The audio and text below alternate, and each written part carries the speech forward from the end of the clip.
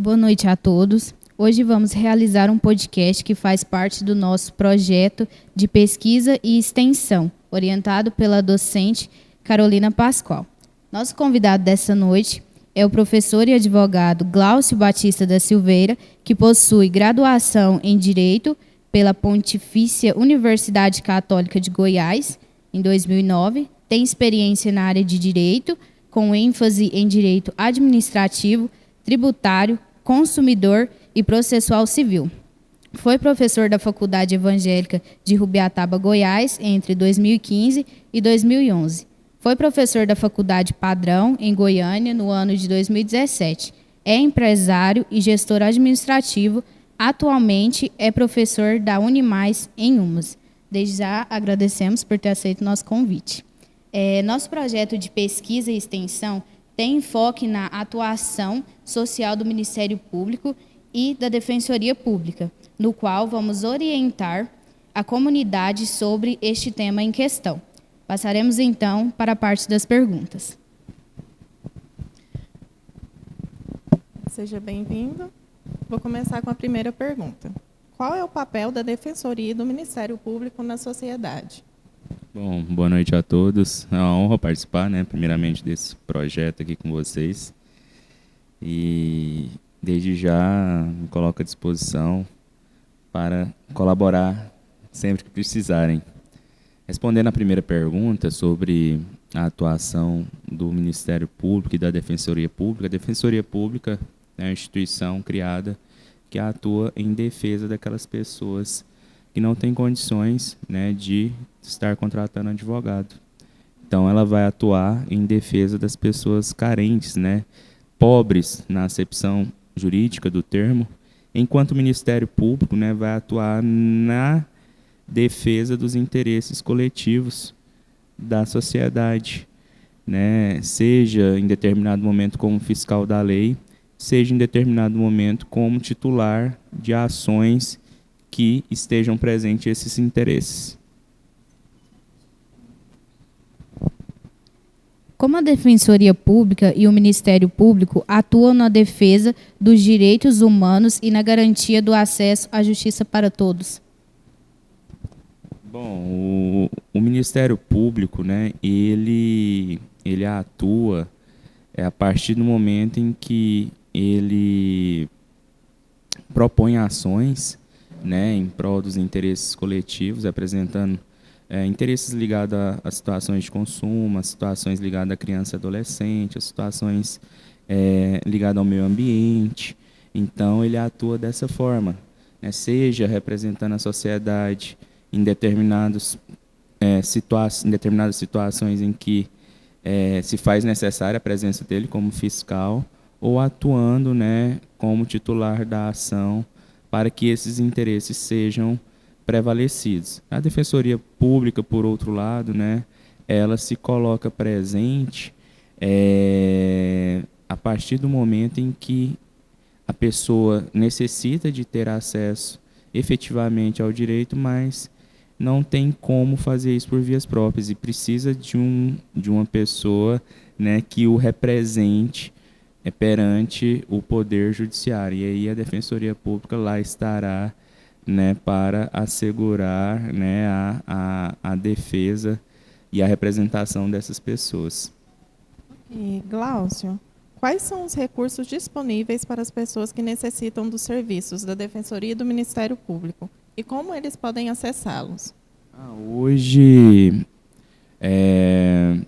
a Defensoria Pública e o Ministério Público estão presentes com a evolução da sociedade aí, de forma virtual, nas redes sociais, nos sites, via telefone e presencialmente. Aquele que necessitar pode procurar tanto o órgão do Ministério Público que esteja presente no seu município, bem como a Defensoria Pública, a sede da Defensoria Pública também do seu município, ou via as redes sociais, ou pelos sites, nos telefones que estão disponíveis para todos.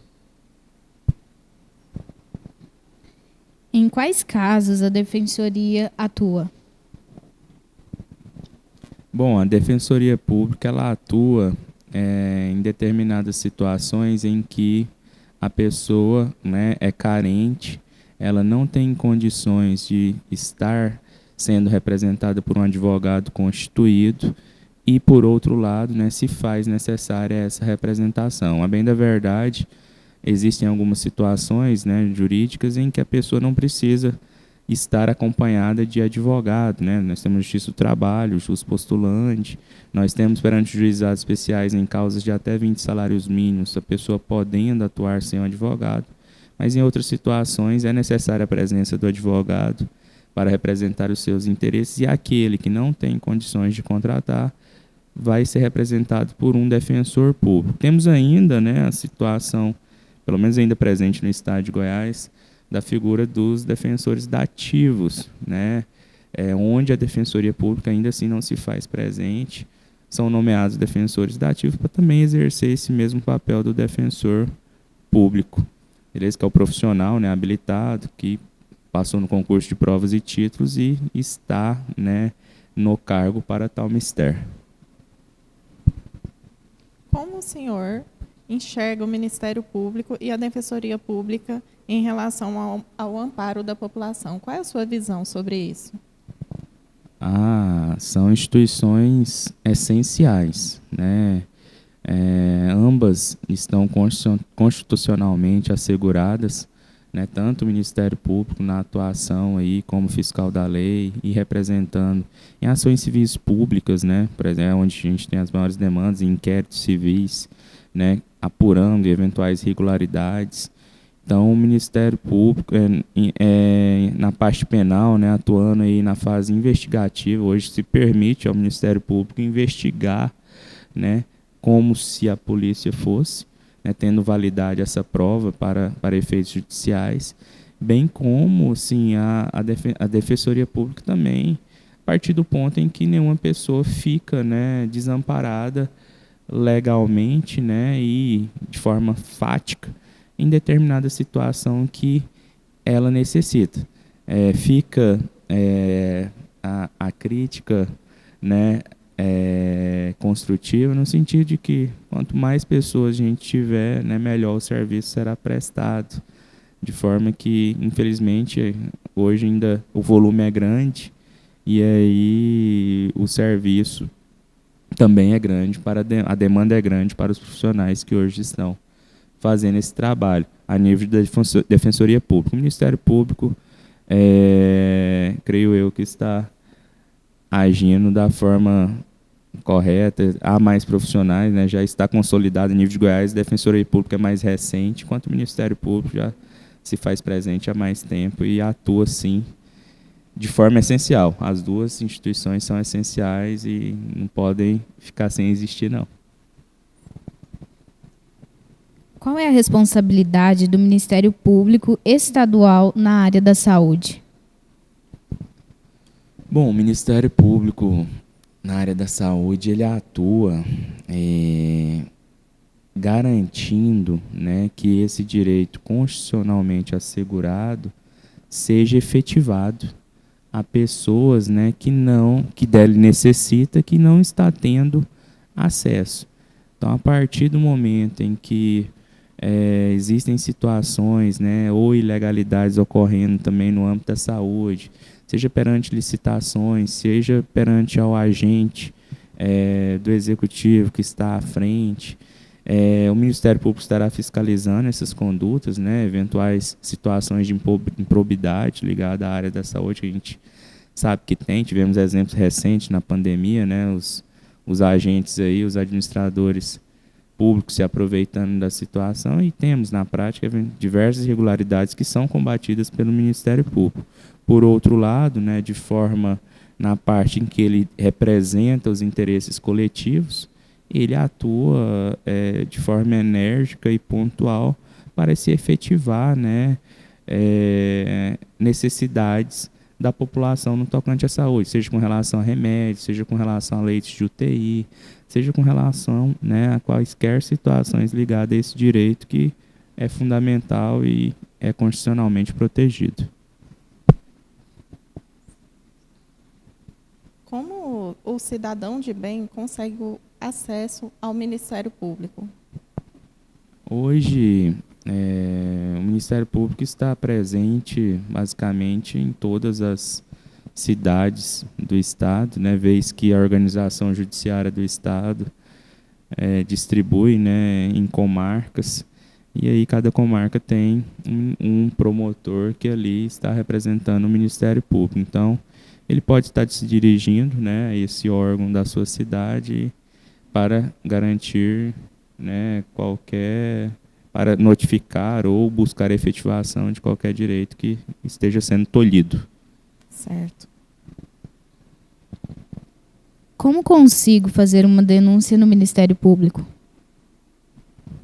Bom, hoje nós temos diversos canais, né, seja presencialmente, indo até a sede, seja virtualmente, né, pelas redes sociais, Instagram, o Ministério Público está presente em todas as redes sociais, ou pelo próprio site lá, tem os números, tem um disque denúncia, né, você pode inclusive fazer uma denúncia de forma anônima, que essa será devidamente apurada e, se for o caso, né, vai se instaurar um inquérito ou futuramente uma ação própria para se investigar qualquer conduta levada a conhecimento do Ministério Público.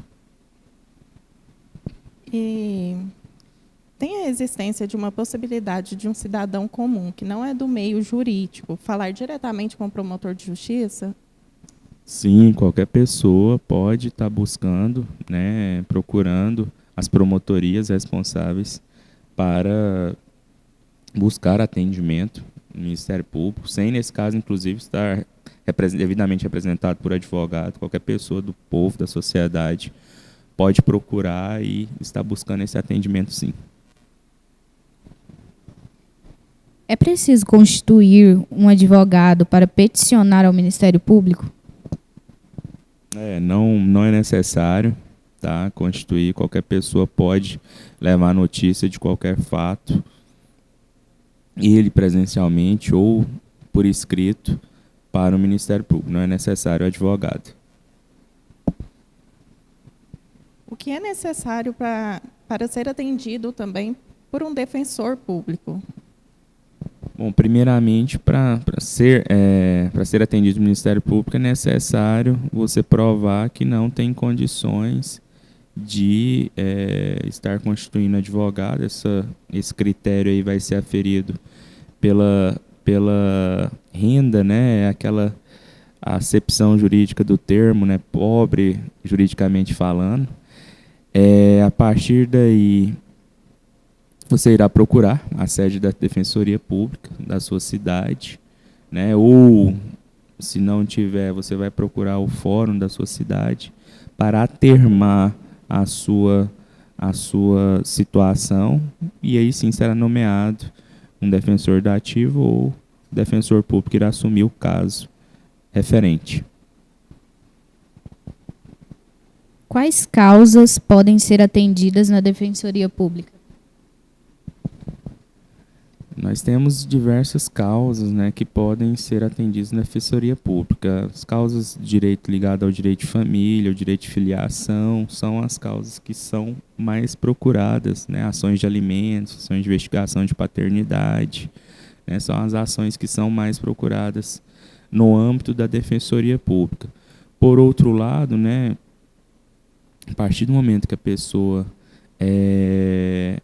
inclusive já tem uma causa, né, e aí fica sem defesa técnica nessa causa, um defensor público será nomeado para representá-la. Então, basicamente, existem causas em que há maior presença da Defensoria Pública, mas, por outro lado, né, o defensor público estará presente a partir do momento que aquele cidadão necessitar.